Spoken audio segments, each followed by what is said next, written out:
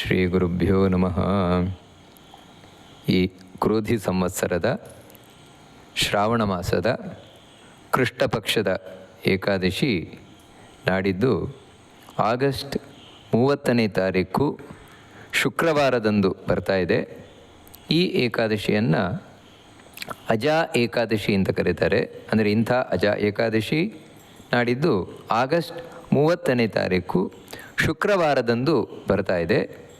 ಇಲ್ಲಿ ಒಂದು ಸ್ಪಷ್ಟೀಕರಣವನ್ನು ಕೊಡಲಿಕ್ಕೆ ಇಚ್ಛೆಯನ್ನು ಪಡ್ತೇನೆ. ಕೆಲವು ಪಂಚಾಂಗಗಳಲ್ಲಿ ವಿಶೇಷವಾಗಿ ನವೀನ ದೃಗ್ಗಣಿತದಿಂದ ತಯಾರಾದ ಪಂಚಾಂಗಗಳು, ಅದರಲ್ಲಿ ಆಗಸ್ಟ್ 29ನೇ ತಾರೀಕು ಗುರುವಾರದಂದು ಏಕಾದಶಿ ಅಂತ ನಮೂದಿಸಲಾಗಿದೆ. ಅದರಿಂದಾಗಿ ಅನೇಕ ಮಂದಿಗೆ ಸ್ವಲ್ಪ ಗೊಂದಲ ಆಗಲಿಕ್ಕೆ ಅವಕಾಶ ಇದೆ. ಆದರೆ ಖಂಡಿತವಾಗಿಯೂ ಗೊಂದಲವನ್ನು ಮಾಡಿಕೊಳ್ಳುವ ಅವಶ್ಯಕತೆ ಇಲ್ಲ. ಯಾಕೆ ಅಂತ ಹೇಳಿದರೆ, ಈಗ ಆಗಸ್ಟ್ 30ನೇ ತಾರೀಕು ಏಕಾದಶಿ ಅಂತ ನಾವು ಹೇಳ್ತಾ ಇರುವಂಥದ್ದು, ವರಾಹದೇವರು ಯಾವ ರೀತಿ ಲೆಕ್ಕಾಚಾರ ಮಾಡಬೇಕು ಅಂತ ಹೇಳಿದ್ದಾರೆ, ಏಕಾದಶಿಗೆ ಯಾವ ರೀತಿ ನಾವು ಗಣಿತದ ಲೆಕ್ಕಾಚಾರ ಮಾಡಬೇಕು ಅಂತ ಹೇಳಿದ್ದಾರೆ, ಆ ರೀತಿಯಿಂದ ನಾವು ಮಾಡುವ ಪ್ರಯತ್ನವನ್ನು ಮಾಡಿ ಕಂಡುಕೊಂಡಿರುವಂತಹ ಏಕಾದಶಿ. ಇನ್ನು ಅನೇಕ ಮಂದಿಗೆ ಈ ನವೀನ ದೃಗ್ಗಣಿತ ಅಂದರೆ ಯಾವುದು 29ನೇ ತಾರೀಕು ಏಕಾದಶಿ ಅಂತ ಹೇಳ್ತಾ ಇದೆ, ಅಂತಹ ನವೀನ ದೃಗ್ಗಣಿತ, ಅದರ ಲೆಕ್ಕಾಚಾರಕ್ಕೆ ಯಾವುದೇ ವಿಧವಾದಂತಹ ನಮ್ಮ ಪ್ರಾಚೀನರ ಅನುಮತಿ ಇಲ್ಲ. ಯಾಕಂದರೆ ಯಾರೂ ನಮ್ಮ ಪ್ರಾಚೀನರು ಇದನ್ನು ಆಚರಿಸ್ತಿಲ್ಲ. ಯಾವ ಋಷಿಮುನಿಗಳು ಈ ನವೀನ ದೃಗ್ಗಣಿತವನ್ನು ನಾವು ಆಚರಿಸಲಿಲ್ಲ. ಅಷ್ಟು ಮಾತ್ರ ಅಲ್ಲ, ಅನೇಕ ಮಂದಿ ನಂಬಿರುವಂತೆ ಅದಕ್ಕೆ ಆಧುನಿಕ ವಿಜ್ಞಾನದ ಬೆಂಬಲ ಇದೆ. ಆಧುನಿಕ ವಿಜ್ಞಾನಕ್ಕನುಸಾರವಾಗಿ ನವೀನ ದೃಗ್ಗಣಿತ ಇದೆ ಅಂತ ಏನು ತಿಳ್ಕೊಂಡಿದ್ದಾರೆ, ಅದು ಕೂಡ ಸರಿಯಲ್ಲ. ಯಾಕೆ ಅಂತ ಹೇಳಿದರೆ, ಈ ನವೀನ ದೃಗ್ಗಣಿತದಲ್ಲಿ ಚಂದ್ರನ ಲೆಕ್ಕಾಚಾರ, ಅದಕ್ಕೆ ಯಾವುದೇ ವಿಧವಾದಂತಹ ಆಧುನಿಕ ವಿಜ್ಞಾನದ ಆಧಾರಗಳಿಲ್ಲ. ಅದರಿಂದಾಗಿ ಇದು ಕೇವಲ ಭ್ರಮೆ ಕಲ್ಪನೆಯಿಂದ ಹುಟ್ಟಿಕೊಂಡಿರುವಂಥದ್ದು ಈ ಗಣಿತ. ಅದರಿಂದಾಗಿ ಈ ಗಣಿತದ ಪ್ರಕಾರ 29ನೇ ತಾರೀಕು ಏಕಾದಶಿ ಬರ್ತಾ ಇದೆ ಅಂತ ಹೇಳಿದರೆ ಅದು ಸರ್ವಥಾ ಸರಿ ಅಲ್ಲವೇ ಇಲ್ಲ. ಅದರಿಂದಾಗಿ ಯಾರು ಧಾರ್ಮಿಕರಿದ್ದಾರೆ, ಯಾರು ಪ್ರಾಚೀನ ಋಷಿಮುನಿಗಳ ಮೇಲೆ ಹಾಗೂ ಹಿಂದಿನಿಂದ ಬಂದ ಗುರುಗಳ ಮೇಲೆ ನಂಬಿಕೆಯನ್ನು ಇಟ್ಟಿದ್ದಾರೆ, ಅವರು ಖಂಡಿತವಾಗಿಯೂ ಕೂಡ ನವೀನ ದೃಗ್ಗಣಿತದಂತೆ ಏಕಾದಶಿ ಮಾಡಲೇಬಾರದು. 29ನೇ ತಾರೀಕಿನಂದು ಏಕಾದಶಿ ಮಾಡಲೇಬಾರದು. ಈ ವಿಷಯದಲ್ಲಿ ಯಾವುದೇ ಚರ್ಚೆಗೂ ಕೂಡ ಯಾವತ್ತೂ ನಾನು ಸಿದ್ಧ ಇದ್ದೇನೆ ಅಂತ ಹೇಳ್ತಾ, ಈ ಏಕಾದಶಿ ಅಜಾ ಏಕಾದಶಿ ಯಾವುದು ಆಗಸ್ಟ್ 30ನೇ ತಾರೀಕು ಶುಕ್ರವಾರದಂದು ಬರ್ತಾ ಇದೆ, ಅದರ ಮಹತ್ವವನ್ನು ಪುರಾಣಗಳು ಮತ್ತೆ ಸಾರ್ತಾ ಇದೆ. ಭವಿಷ್ಯೋತ್ತರ ಪುರಾಣ ಹಾಗೂ ಪದ್ಮಪುರಾಣ ಎರಡರಲ್ಲೂ ಕೂಡ ಯುಧಿಷ್ಠಿರನಿಗೆ, ಧರ್ಮರಾಜನಿಗೆ ಕೃಷ್ಣ ಹೇಳಿದಂತಹ ಈ ಏಕಾದಶಿಯ ಮಹಿಮೆ ಇದು ಎಲ್ಲ ಏಕಾದಶಿಗಳಂತೆ ಸರ್ವಪಾಪ ಪ್ರಣಾಶಿನಿ ಅಂತಲೇ ಕೃಷ್ಣ ಪ್ರಾರಂಭವನ್ನು ಮಾಡ್ತಾನೆ. ನಮ್ಮ ಎಲ್ಲ ಪಾಪಗಳನ್ನು ಪರಿಹರಿಸುವಂತಹ ಏಕಾದಶಿ ಇದು. ಈ ಏಕಾದಶಿಯ ವಿಶೇಷ ಏನು ಅಂತ ಹೇಳಿದರೆ, ಇಲ್ಲಿ ನಾವು ಋಷಿಕೇಶ ರೂಪಿಯಾದಂತಹ ವಿಷ್ಣುವನ್ನು ವಿಶೇಷವಾಗಿ ಆರಾಧನೆ ಮಾಡಬೇಕು. ಅಂದರೆ ಆ ತಿಂಗಳಿಗೆ ನಿಯಾಮಕ, ಅಂದರೆ ತಿಂಗಳಿನಲ್ಲಿ ನಮ್ಮ ಧಾರ್ಮಿಕ ಚಟುವಟಿಕೆಗಳೇನಿದೆ ಅದೆಲ್ಲ ಆಗುವಂತೆ ನೋಡ್ಕೊಳ್ತಾ ಇರುವವನು ಋಷಿಕೇಶ ಎನ್ನುವಂತಹ ವಿಷ್ಣುವಿನ ರೂಪ. ಆ ವಿಷ್ಣುವಿನ ರೂಪವನ್ನು ನಾವು ವಿಶೇಷವಾಗಿ ಆರಾಧನೆಯನ್ನು ಮಾಡುವುದರಿಂದಾಗಿ ನಮ್ಮ ಪಾಪಗಳು ಹೊರಟೋಗ್ತದೆ. ಈ ವಿಷಯದಲ್ಲಿ ಒಂದು ಕಥೆಯನ್ನು ಕೂಡ ಹೇಳ್ತಾರೆ. ಹಿಂದೆ ನಾವು ಕೇಳಿದ್ದೇವೆ, ಸತ್ಯ ಹರಿಶ್ಚಂದ್ರ ಅಂತ. ಸತ್ಯಕ್ಕಾಗಿಯೇ ತನ್ನ ಎಲ್ಲ ಸುಖ ಭೋಗ ರಾಜ್ಯಗಳನ್ನು ತ್ಯಾಗ ಮಾಡಿದವನು. ಅಂತಹ ಹರಿಶ್ಚಂದ್ರ, ನಾವು ಕಥೆಯನ್ನು ಈಗಾಗಲೇ ಕೇಳಿದ್ದೇವೆ ಅನೇಕ ಬಾರಿ. ಅಂತಹ ಹರಿಶ್ಚಂದ್ರ ತಾನು ರಾಜ್ಯವನ್ನು ಕಳ್ಕೊಂಡ ಸತ್ಯಕ್ಕಾಗಿ. ಕಡೆಗೆ ಹೆಂಡತಿ ಮಕ್ಕಳನ್ನು ಕೂಡ ಮಾರಿಕೊಳ್ಬೇಕಾದಂತಹ ಪರಿಸ್ಥಿತಿ ಅವನಿಗೆ ಬಂತು.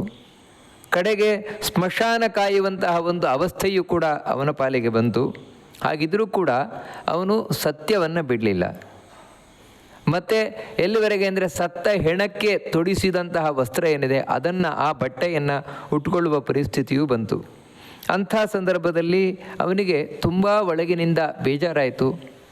ಯಾವ ಪಾಪದ ಫಲದಿಂದಾಗಿ ನನಗೆ ಇಂಥ ಪರಿಸ್ಥಿತಿ ಒದಗಿ ಬಂದಿದೆ, ಇಷ್ಟು ಕಷ್ಟವನ್ನು, ಹೆಂಡತಿ ಮಕ್ಕಳನ್ನು ಮಾರಿಕೊಳ್ಳುವಂತಹ ಕಷ್ಟ ನನಗೆ ಬಂದಿದೆ ಅಂತ ಹೇಳಿ ತಾನು ದುಃಖಿತನಾಗಿ ರೋಧಿಸ್ತಾ ಇರುವಂತಹ ಅಳ್ತಾ ಇರುವಂತಹ ಸಂದರ್ಭದಲ್ಲಿ ಅವನ ಬಳಿಗೆ ದೈವ ಇಚ್ಛೆಯಿಂದ ಒಬ್ಬ ಗೌತಮ ವಂಶದ ಬ್ರಾಹ್ಮಣ ತಾನು ಬರ್ತಾನೆ. ಅವನ ಮುಂದೆ ಕೈ ಜೋಡಿಸಿ ಸತ್ಯ ಹರಿಶ್ಚಂದ್ರ ತಾನು ಪ್ರಾರ್ಥನೆಯನ್ನು ಮಾಡಿಕೊಳ್ತಾನೆ. ತನ್ನ ದುಃಖದ ವಿಷಯಗಳನ್ನೆಲ್ಲ ತಾನು ಹೇಳಿಕೊಡ್ತಾನೆ. ಶ್ರುತ್ವಾ ನೃಪತಿ ವಾಕ್ಯಾನಿ ಗೌತಮೋ ವಿಸ್ಮಯಾನ್ವಿತಃ ಉಪದೇಶಂ ನೃಪತಯೇ ವ್ರತಸ್ಯಾಸ್ಯ ಮುನಿರ್ದದೋ. ಹರಿಶ್ಚಂದ್ರನ ಮಾತುಗಳನ್ನು ಕೇಳಿ ಆ ಬ್ರಾಹ್ಮಣನಿಗೆ, ಆ ಮುನಿಗೆ ಬಹಳ ಆಶ್ಚರ್ಯ ಉಂಟಾಯಿತಂತೆ. ಆಶ್ಚರ್ಯ ಉಂಟಾಗಲಿಕ್ಕೆ ಕಾರಣ ಏನು ಅಂತ ಹೇಳಿದರೆ, ಸತ್ಯ ಮಾರ್ಗದಲ್ಲಿ ನಡೀತಾ ಇದ್ದರೂ ಇವನಿಗೆ ಕಷ್ಟ ಬಂದಿದೆಯಲ್ವ. ಯಾಕೆಂತ ಹೇಳಿದರೆ, ಯಾರು ಸತ್ಯ ಧರ್ಮ ಈ ಮಾರ್ಗದಲ್ಲಿ ನಡೀತಾ ಇರ್ತಾರೆ ಅವರಿಗೆ ಜೀವನದಲ್ಲಿ ಕಷ್ಟ ಬರಬಾರದು. ಆದರೆ ಇವನು ಸತ್ಯ ಮಾರ್ಗದಲ್ಲಿ ನಡೆದು ಕೂಡ ಇವನಿಗಿಂಥ ಕಷ್ಟ ಬರ್ತಾ ಇದೆಯಲ್ವ, ಇದೇ ಆಶ್ಚರ್ಯಕರವಾದ ವಿಷಯ. ಅಂದರೆ ಆಶ್ಚರ್ಯ ಯಾವಾಗ ನಮಗಾಗತ್ತೆ ಅಂತ ಹೇಳಿದರೆ, ಬೇರೆ ಕಡೆ ಎಲ್ಲೂ ಆಗದೇ ಇದ್ದದ್ದಾದಾಗ ನಮಗೆ ಆಶ್ಚರ್ಯ ಆಗತ್ತೆ. ಇಲ್ಲಿವರೆಗೆ ಆ ಋಷಿಮುನಿಗಳೇನು ಕಂಡಿದ್ದಾರೆ ಅಂತ ಹೇಳಿದರೆ, ಯಾರು ಸತ್ಯ ಮಾರ್ಗದಲ್ಲಿದ್ದಾರೆ ಅವರಿಗೆ ಕೆಟ್ಟದಾಗದೇ ಇರುವಂಥದ್ದು. ಇವನಿಗೆ ರೀತಿ ಆಗ್ತಾ ಇದೆಯಲ್ವ. ಅದಕ್ಕೋಸ್ಕರ ಇವನಿಗೆ ಆ ಮುನಿಗಳು ಇವನಿಗೆ ಉಪದೇಶವನ್ನು ಕೊಟ್ಟರು. ನೋಡು, ನೀನೇನು ಇದರ ಬಗ್ಗೆ ತಲೆ ಕೆಡಿಸ್ಕೊಂಡು ಹೋಗಬೇಡ. ಯಾಕಂದರೆ ಸತ್ಯ ಮಾರ್ಗದಲ್ಲಿ ನಡೆದಂತಹ ಪುಣ್ಯ ನಿನ್ನಿಂದ ಇದ್ದೇ ಇದೆ. ಆದರೆ ಆ ಪುಣ್ಯ, ನೀನು ಸಂಪಾದನೆ ಮಾಡಿದಂತಹ ಪುಣ್ಯ ನಿನಗೆ ಸಿಗದಾಗೆ ಮಧ್ಯದಲ್ಲೊಂದು ಅಡ್ಡಗೋಡೆ ಇದೆ. ಅದೇ ಪಾಪ. ಯಾವುದೋ ಜನ್ಮದ ಪಾಪ ಅದರಲ್ಲಿದೆ. ಅದರಿಂದಾಗಿ ನೀನು ಮಾಡಿದ ಪುಣ್ಯದ ಅಂಶ ನಿನಗೆ ಸಿಗ್ತಾ ಇಲ್ಲ.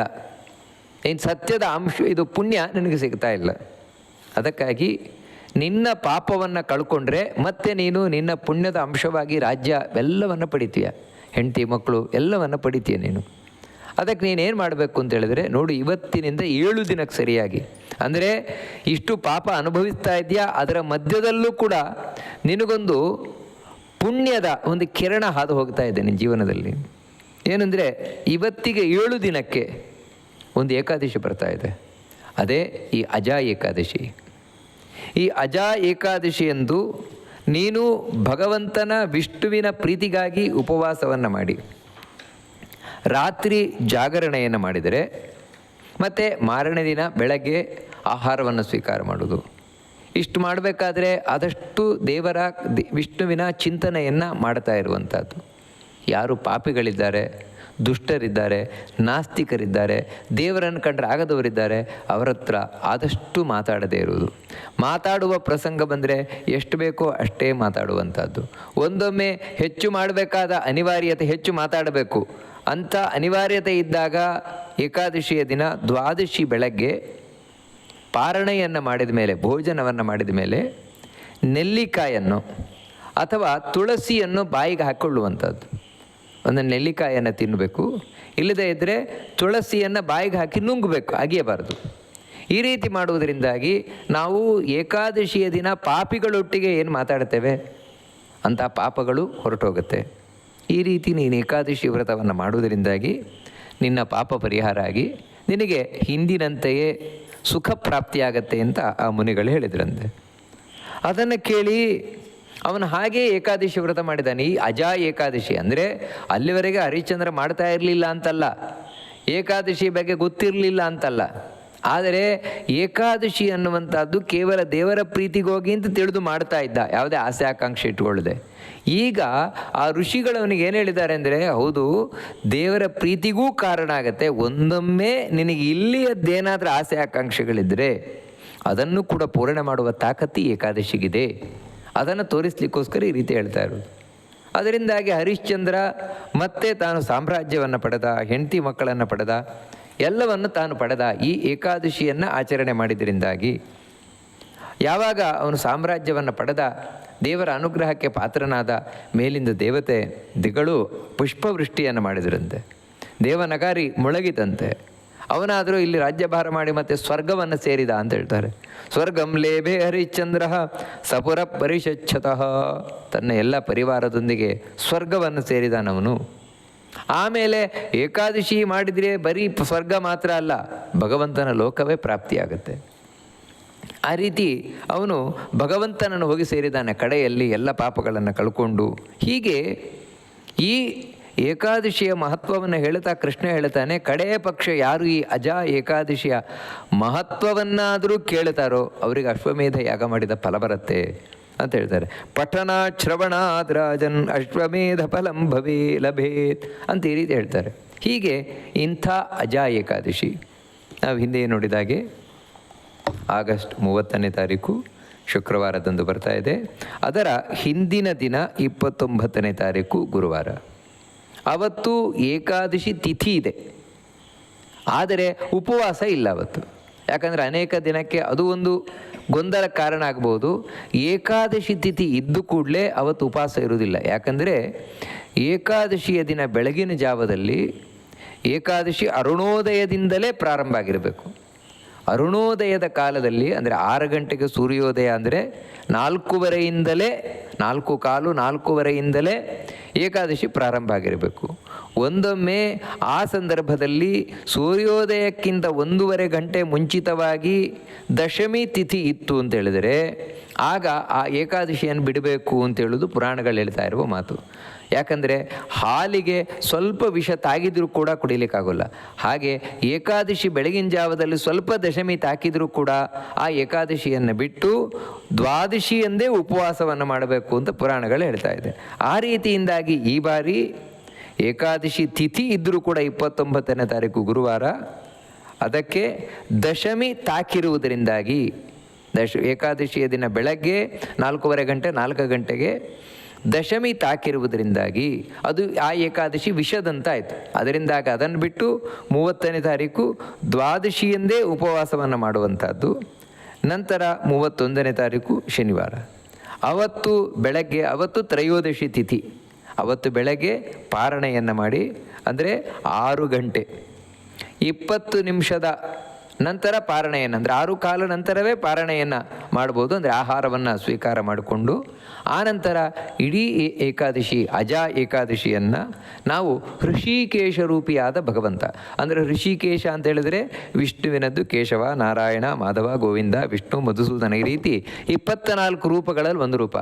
ಈ ಋಷಿಕೇಶ ರೂಪವನ್ನು ನಾವು ಹೇಗೆ ಚಿಂತನೆಯನ್ನು ಮಾಡಬೇಕು ಅಂತ ಹೇಳಿದ್ರೆ, ಶಂಖಚಕ್ರ ಗದಾ ಪದ್ಮವನ್ನು ಹೇಗೆ ಹಿಡ್ಕೊಂಡಿದ್ದಾನೆ ಈ ಋಷಿಕೇಶ ರೂಪಿಯಾದ ವಿಷ್ಣು ಅಂತ ಹೇಳಿದರೆ, ಮೇಲಿನ ಬಲಗೈಯಲ್ಲಿ ಶಂಖವನ್ನು ಹಿಡ್ಕೊಂಡಿದ್ದಾನೆ, ಮೇಲಿನ ಎಡಗೈಯಲ್ಲಿ ಪದ್ಮವನ್ನು ಹಿಡ್ಕೊಂಡಿದ್ದಾನೆ, ಕೆಳಗಿನ ಎಡಗೈಯಲ್ಲಿ ಶಂಖವನ್ನು ಹಿಡ್ಕೊಂಡಿದ್ದಾನೆ, ಕೆಳಗಿನ ಬಲಗೈಯಲ್ಲಿ ಗದೆಯನ್ನು ಹಿಡ್ಕೊಂಡಿದ್ದಾನೆ. ಅಂತೇಳಿದರೆ ಚಕ್ರ, ಪದ್ಮ, ಶಂಖ, ಗದ ಹೀಗೆ ಹಿಡ್ಕೊಂಡಿರುವಂತಹ ರೂಪ ಈ ಋಷಿಕೇಶ. ಹಾಗೆ ಆ ಭಗವಂತನನ್ನು ಚಿಂತನೆ ಮಾಡಿ ಅವನಿಗೆ ಈ ಏಕಾದಶಿಯನ್ನು ಅರ್ಪಣೆ ಮಾಡಿದರೆ, ಸ್ವಾಮಿ ನೀನು ಮಾಡಿಸಿದ್ಯಾ, ನಿನಗೆ ಅರ್ಪಣೆ ಮಾಡ್ತೇನೆ ಅಂತ ಈ ರೀತಿ ಅರ್ಪಣೆಯನ್ನು ಮಾಡಿದರೆ ನಾವು ಈ ಏಕಾದಶಿಯನ್ನು ಮಾಡಿದ್ದು ಸಾರ್ಥಕ ಆಗತ್ತೆ, ಭಗವಂತನ ಪೂರ್ಣ ಅನುಗ್ರಹಕ್ಕೆ ಕಾರಣವಾಗತ್ತೆ. ನಾವೇನಾದರೂ ಆಸೆ ಆಕಾಂಕ್ಷೆಗಳನ್ನು ಇಟ್ಟುಕೊಂಡ್ರೂ ಕೂಡ ಒಂದೊಮ್ಮೆ ಪೂರ್ಣ ಆಗತ್ತೆ ಅಂತ ಈ ರೀತಿ ಹೇಳ್ತಾ ಜಿತಂತೆ ಸ್ತೋತ್ರವನ್ನು ನೋಡ್ತಾ ಇದ್ದೆವು. ಆ ಜಿತಂತೆ ಸ್ತೋತ್ರದಲ್ಲಿ 3ನೆಯ ಶ್ಲೋಕ, ಸ್ಫುರದ್ವಲಯ ಕೇಯೂರ ನೂಪುರಾಂಗದ ಭೂಷಣೈ ಶೋಭನೈರ್ಶೋಭಿತಭೂಷಿತಾಕಾರ ಕಲ್ಯಾಣ ಗುಣವಾರಿಧೇ. ಆ ಭಗವಂತನ ಬಳಿ, ವಿಷ್ಣುವಿನ ಬಳಿ ಪ್ರಾರ್ಥನೆಯನ್ನು ಮಾಡಿಕೊಳ್ಳುವಂತಹ ಸುಂದರವಾದ ಸ್ತೋತ್ರ ಇದು. ಅದರಲ್ಲಿ ನಾವು ಹೋದ ಬಾರಿ 2 ಶ್ಲೋಕಗಳನ್ನು ನೋಡಿದ್ವು. ಭಗವಂತನನ್ನು ಪ್ರಾರ್ಥನೆ ಮಾಡುವ ಶ್ಲೋಕ ಇಲ್ಲಿ ಹೇಳ್ತಾರೆ, ಹೇ ಸ್ವಾಮಿ ನೀನು ಯಾವ ರೀತಿ ಕಂಗೊಳಿಸ್ತಾ ಇದ್ದೀಯಾ ಅಂದರೆ ದೇವರ ರೂಪವನ್ನು ನಮ್ಮ ಕಣ್ಣು ಮುಂದೆ ಕಟ್ಟಿಕೊಳ್ಳುವಂಥದ್ದು. ಸ್ಫುರದ್ವಲಯ ಕೇಯೂರ ನೂಪುರಾಂಗದ ಭೂಷಣೈ ಶೋಭನೈ ಭೂಷಿತಾಕಾರ, ಹೊಳೆಯುತ್ತಿರುವಂತಹ ಬಳೆಗಳು, ಅಂದರೆ ದೇವರು ಕೈಯಲ್ಲಿ ಬಂಗಾರದ ಬಳೆಗಳನ್ನು ಹಾಕಿಕೊಂಡಿದ್ದಾನಂತೆ. ಹಾಗೆ ತಾನು ತೋಳ್ಬಂದಿ, ಅದೇ ಕೇಯೂರ, ತೋಳ್ಬಂದಿಯನ್ನು ತೊಟ್ಟಿದ್ದಾನಂತೆ. ಅದೇ ರೀತಿ ಕಾಲಲ್ಲಿ ಗೆಜ್ಜೆಯನ್ನು ಹಾಕಿಕೊಂಡಿದ್ದಾನಂತೆ ಭಗವಂತ. ಅಂಗದ ಅದನ್ನು ಧರಿಸಿದಾನಂತೆ ಭಗವಂತ. ನಂತರ ಭೂಷಣೈ, ಕಿವಿಯ ಭೂಷಣ, ಹಾಗೆಯೇ ತಾನು ಕೈಯಲ್ಲಿ ಹಾಕಿಕೊಳ್ಳುವ ಭೂಷಣ, ಹಾಗೆ ಭುಜ ಕೀರ್ತಿ ಅಂತ ಹೇಳ್ತೇವೆ, ಅದನ್ನು ಕೂಡ ತಾನು ಧರಿಸಿದ್ದಾನೆ. ಅಂದರೆ ಭುಜದಲ್ಲಿ ಹಾಕಿಕೊಳ್ಳುವ ಇದು ಭೂಷಣಗಳು, ಎಲ್ಲ ಆಭರಣಗಳು ಶೋಭನೇಹಿ, ಸುಂದರವಾಗಿರುವ ಆಭರಣಗಳು ಅಂತ. ಪ್ರತಿಯೊಂದು ಅತ್ಯಂತ ಸುಂದರವಾದ ಆಭರಣಗಳು. ಯಾಕಂತೇಳಿದರೆ ಈ ಆಭರಣಗಳೆಲ್ಲ ನಾವು ಜಗತ್ತಿನಲ್ಲಿ ನೋಡುವಂತಹ ಯಾವುದೋ ಜಡವಾದ ಬಂಗಾರದ ಆಭರಣಗಳಲ್ಲ. ಮತ್ತೆ ಅಂದರೆ ಈ ಎಲ್ಲ ಬಂಗಾರದ ಈ ಆಭರಣದ ರೂಪದಲ್ಲಿ ಲಕ್ಷ್ಮಿಯೇ ತಾನು ಭಗವಂತನ ಮೇಲೆ ನೆಲೆಸಿದ್ದಾಳೆ. ದೇವರ ಮೈಮೇಲಿರುವ, ವಿಷ್ಣುವಿನ ಮೈಮೇಲಿರುವ ಎಲ್ಲ ಆಭರಣಗಳು ಕೂಡ ಲಕ್ಷ್ಮಿಯೇ. ಅದಕ್ಕೋಸ್ಕರವೇ ಅದು ಶೋಭನೆ ಅಂತ ಹೇಳ್ತಾರೆ. ಶುಭವನ್ನು ತಂದುಕೊಡುವ ಲಕ್ಷ್ಮಿಯೇ ಆ ರೂಪದಲ್ಲಿದ್ದಾಳೆ.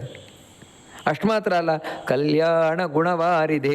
ಹೇ ಸ್ವಾಮಿ, ನೀನೆಂಥವನು ಅಂತ ಹೇಳಿದ್ರೆ ಕಲ್ಯಾಣ ಗುಣವಾರಿದೆ. ಸಮುದ್ರ ನೀನು. ಯಾವ ಸಮುದ್ರ ಅಂತ ಹೇಳಿದ್ರೆ ಗುಣಗಳ ಸಮುದ್ರ. ಎಂಥ ಗುಣಗಳು?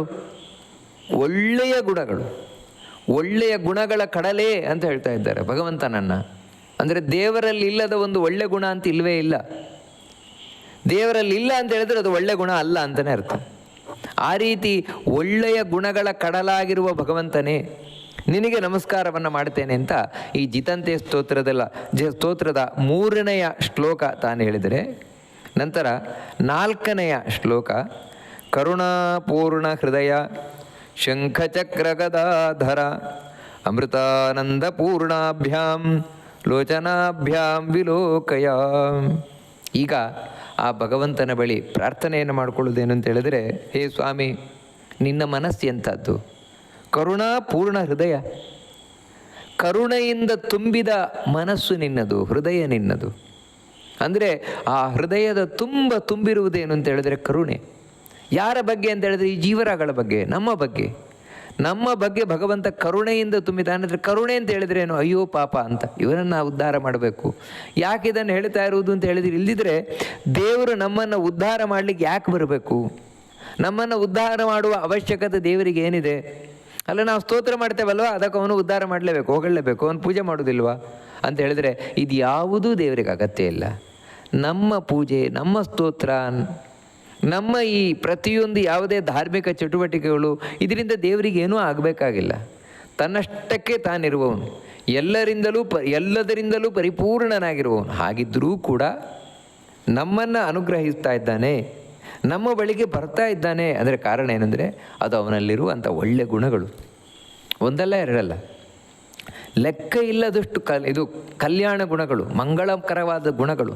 ಯಾಕೆ ಮಂಗಳಕರ ಅಂದರೆ ಆ ಗುಣಗಳನ್ನು ನಾವು ನೆನೆಸಿಕೊಂಡರೆ ನಮಗೆ ಒಳ್ಳೆಯದಾಗತ್ತೆ. ಅಂಥ ಗುಣಗಳು, ಆ ಗುಣಗಳಿಂದ ಕಡಲಾಗಿರುವವನೇ, ನಿನಗೆ ನಮಸ್ಕಾರ ಮಾಡ್ತೇನೆ ಅಂತ ಹೇಳ್ತಾ, ನಿನ್ನ ಹತ್ರ ಒಂದು ಪ್ರಾರ್ಥನೆ ಸ್ವಾಮಿ. ಮತ್ತು ಇನ್ನೊಂದು ಏನಂದರೆ ಶಂಖ ಚಕ್ರ ಗದಾಧರ.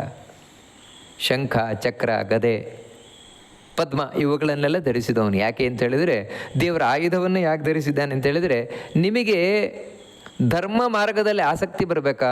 ಕೊಡ್ತೇನೆ ನಾನು. ಯಾವುದರ ಮೂಲಕ? ಶಂಖದ ಮೂಲಕ.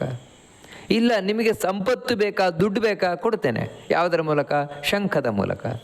ಅದೇ ರೀತಿ ನಿಮಗೆ ಅಂದರೆ ಧರ್ಮ, ಅರ್ಥ, ಕಾಮ ಅಂದರೆ ಅದೇ ನನಗೆ ಎಲ್ಲ ಆಸೆ ಆಕಾಂಕ್ಷೆಗಳಿದೆ. ಆ ಆಸೆ ಆಕಾಂಕ್ಷೆಗಳನ್ನು ಕೊಟ್ಟು ನಾನು ಅದನ್ನು ತಡಿತೇನೆ, ಗದೆ ತಡೆದಾಗೆ. ದುಷ್ಟ ಆಸೆ ಆಕಾಂಕ್ಷೆಗಳನ್ನು ಕೊಲ್ತೇನೆ, ಗದೆ ಯಾವ ರೀತಿ ಹೊಡೆದು ಗದೆಯಿಂದ ಭಗವಂತ ದುಷ್ಟರನ್ನು ಕೊಲ್ತಾನೆ, ಆ ರೀತಿ ನಮ್ಮೊಳಗಿರುವ ಕೆಟ್ಟ ಕಾಮನೆಗಳನ್ನು ಕೊಲ್ಲಲಿಕ್ಕೋಸ್ಕರ ಗದೆ. ಪದ್ಮ ಯಾವುದಕ್ಕೆಂದರೆ ಮೋಕ್ಷ ಕೊಡಲಿಕ್ಕೋಸ್ಕರ. ಹೀಗೆ ಭಗವಂತ ಶಂಖಚಕ್ರ ಗದಾ ಪದ್ಮಧಾರಿಯಾಗಿದ್ದಾನೆ. ಅಂಥ ದೇವರ ಬಳಿ ಏನು ಪ್ರಾರ್ಥನೆಯನ್ನು ಮಾಡಿಕೊಳ್ಳುತ್ತದೆ ಜಿತಂತೆ ಸ್ತೋತ್ರ ಅಂತ ಹೇಳಿದರೆ, ಅಮೃತಾನಂದ ಪೂರ್ಣಾಭ್ಯಾಂ ಲೋಚನಾಭ್ಯಾಂ ವಿಲೋಕಯ. ಸ್ವಾಮಿ, ನಿನ್ನ 2 ಕಣ್ಣನ್ನು ಒಮ್ಮೆ ನನ್ನನ್ನು ನೋಡು. ವಿಲೋಕಯ ಅಂತ ಹೇಳಿದರೆ ವಿಶೇಷವಾಗಿ ನೋಡಯ್ಯ ನನ್ನನ್ನು. ಯಾಕಂದರೆ ನೀನು ನನ್ನ ನೋಡ್ತಾ ಇಲ್ಲ ಅಂತ ನಾನು ನಿನ್ನ ಹತ್ರ ಕೇಳುವುದಲ್ಲ. ದೇವರೇ, ನನ್ನ ನೋಡ್ತಾ ಇಲ್ಲ, ಅದಕ್ಕೆ ನನ್ನ ಹತ್ರ ದೃಷ್ಟಿ ಹರಿಸು ಅಂತಲ್ಲ. ಯಾಕಂದರೆ ನೀನು ನನ್ನನ್ನು ನೋಡಲಿಲ್ಲ ಅಂತ ಹೇಳಿದರೆ ನನ್ನ ಬದುಕೇ ಇಲ್ಲ, ನನ್ನ ಜೀವನವೇ ಇಲ್ಲ, ಕಡೆಗೆ ನನ್ನ ಅಸ್ತಿತ್ವವೇ ಇಲ್ಲ. ಹೀಗೆ ನಾನಿವತ್ತು ಬದುಕಿದ್ದೇನೆ, ನನ್ನ ಅಸ್ತಿತ್ವ ಇದೆ ಅಂತ ಹೇಳಿದರೆ ಅದಕ್ಕೆ ಕಾರಣ ನೀನು ನನ್ನನ್ನು ನೋಡ್ತಾ ಇರೋದು. ಆದರೆ ಈ ನೋಟ ಸಾಕಾಗುವುದಿಲ್ಲ ಅಂತ ಹೇಳ್ತಾ ಇರೋದು. ಈ ನಿನ್ನ ನೋಟ ನನಗೆ ಸಾಕಾಗುವುದಿಲ್ಲ. ಮತ್ತು ವಿಲೋಕಯ, ವಿಶೇಷವಾಗಿ ನೋಡಯ್ಯ ನನ್ನನ್ನು ಅಂತ ಹೇಳಿದ್ರೆ ಹರಸುವ ದೃಷ್ಟಿಯಿಂದ ನೋಡು. ಅದಕ್ಕಾಗಿ ಹೇಳುವುದು ಅಮೃತಾನಂದ ಪೂರ್ಣಾಭ್ಯಾಮ್ ಅಂತ. ಅದರಿಂದ ಹೇಳುವುದು, ಸ್ವಾಮಿ ನಿನ್ನ ದೃಷ್ಟಿ ಎಂಥದ್ದು ಅಂತ ಹೇಳಿದ್ರೆ ಅಮೃತಮಯವಾದ ದೃಷ್ಟಿ ಅಂತೇಳಿದರೆ, ದೇವರು ಒಮ್ಮೆ ನಮ್ಮನ್ನು ನೋಡಿದ ಅಂತ ಹೇಳಿದ್ರೆ ಮತ್ತೆ ಜೀವನದಲ್ಲಿ ಕಷ್ಟ ಇಲ್ಲ, ಸಾವಿಲ್ಲ.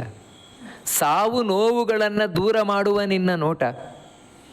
ಅಷ್ಟು ಮಾತ್ರ ಅಲ್ಲ, ಅಂದರೆ ನಮಗೆ ಬೇಡಾಗಿದ್ದನ್ನೆಲ್ಲ ತೆಗಿತದೆ ದೇವರ ಒಂದು ನೋಟ ನೋಡಿದರೆ ಸಾಕು. ಮತ್ತು ಎರಡನೇದ್ದೇನು ಅಂತ ಹೇಳಿದ್ರೆ ಆನಂದವನ್ನು ಕರುಣಿಸ್ತದೆ. ಅಂಥ ರೂಪ ದೇವರ ಕಣ್ಣಿನ ನೋಟ. ಅಥವಾ ಇನ್ನೊಂದೇನು ಅಂತ ಹೇಳಿದ್ರೆ ಅಮೃತವನ್ನು ಸುರಿಸುವ. ಅಷ್ಟು ಮಾತ್ರ ಅಲ್ಲ, ಆನಂದದಿಂದ ತುಂಬಿರುವ ನಿನ್ನ ಕಣ್ಣ ನೋಟ. ಅಂತ ಹೇಳಿದ್ರೆ ನೀನು ಯಾವಾಗ ನನ್ನ ಬಗ್ಗೆ ಖುಷಿ ಆಗ್ತೀಯಾ ಆಗ ನಿನ್ನ ನೋಟವೇ ಬೇರೆ ಇರ್ತದೆ. ದೇವರಿಗೆ ಖುಷಿಯಾದಾಗ ಹಾಗಿದ್ರೆ ದೇವರಿಗೆ ಯಾವತ್ತೂ ಖುಷಿಯಾಗಿರೋಲ್ಲ ನಮ್ಮ ಬಗ್ಗೆ ಅಂತ ಸಾಮಾನ್ಯವಾಗಿ ನಾವು ಹೇಳಿದರೆ ದೇವರಿಗೆ ಬೇಜಾರೇ ಇಲ್ಲ, ಬೇಜಾರು ಅಂತಲೂ ಇಲ್ಲ, ಖುಷಿಯೂ ಅಂತಲೂ ಇಲ್ಲ. ಆದರೆ ನಾವು ಒಳ್ಳೆಯದನ್ನು ಮಾಡಿದಾಗ ದೇವರು ಅದರ ಫಲವನ್ನು ಒಳ್ಳೆಯದಾಗಿ ಕೊಡ್ತಾನೆ. ಅದೇ ನಮಗೆ ದೇವರು ಖುಷಿಗೊಂಡಿದ್ದಾನೆ ಅಂತ ನಾವು ತಿಳ್ಕೊಳ್ಳುವಂಥದ್ದು. ಮತ್ತೇನು ಅಂದರೆ ದೇವರಿಗೆ ನಿಜವಾಗಿಯೂ ಖುಷಿಯಾಗೋದು ಯಾವುದು ಅಂದರೆ ನಾವು ಜಗತ್ತಿಗೆ ಒಳಿತಾಗುವ ಕೆಲಸವನ್ನು ಮಾಡಿದಾಗ, ಜಗತ್ತಿನಲ್ಲಿ ಧರ್ಮ ಸಂರಕ್ಷಣೆಗೆ ಯಾವುದು ಬೇಕೋ ಆ ಕೆಲಸವನ್ನು ಮಾಡಿದಾಗ ದೇವರು ಸಂತೋಷಗೊಳ್ತಾನೆ.